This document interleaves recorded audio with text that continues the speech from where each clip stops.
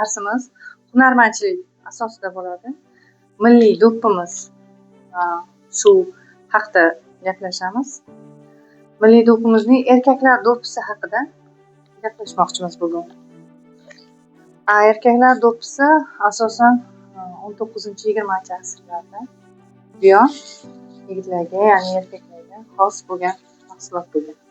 Ham hunarmandchilik yo'nalishi bo'yicha ish olib borishi kerak deb aytyaptilar. Agar eshitgan bo'lsanglar, bu yilgi tadbir davomida ko'pincha shu hunar egallashga maktablarda bir soatlik dars berish jarayoni bor.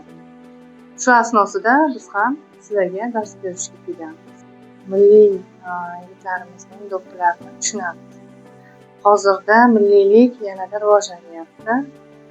Men sizlarga kelishimdan maqsad har bir qiz, har bir ayol o'zini uyida hunar bilan muloqot qilishi kerak.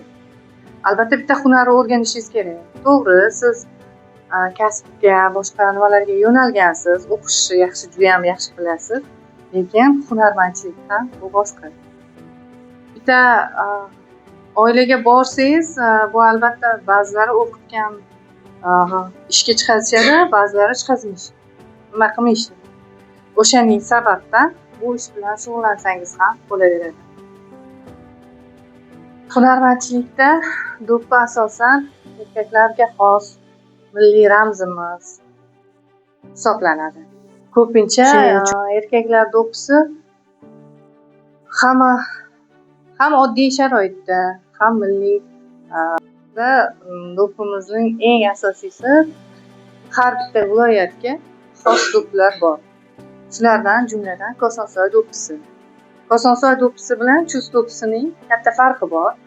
Kosonsoy do'ppisi silliq va sifatli, shundoq o'zicha turadi. Chust do'ppisi taxlanadi va qandaydir oz muddatdan keyin sifatini yo'qotadi.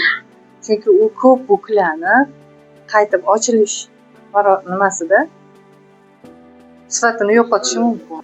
Yigitlar do'ppi kiyganda milliylik, g'urur hamda o'z millatini bildirib turadi. Ko'pincha shu munosabat bilan do'ppilar kiyilgan. Keyinchalik ayollarga ham do'ppi kiyish xos bo'lgan. Hozirda mana biz ham ayollar, ham erkaklar do'ppilar bilan shug'ullanib kelamiz. Tarixga va hamma nimalariga bir-biriga uyg'unlashib kelyapti. Do'ppilar asosan borgan sari sifati va o'zini tikilishi bilan o'zgarib boryapti. Oldin mana shu gullarda Kosonsoy do'ppisining ahamiyati shunda bo'lganki, bu o'sha gullarda boshqa ranglar ham ishlatilgan.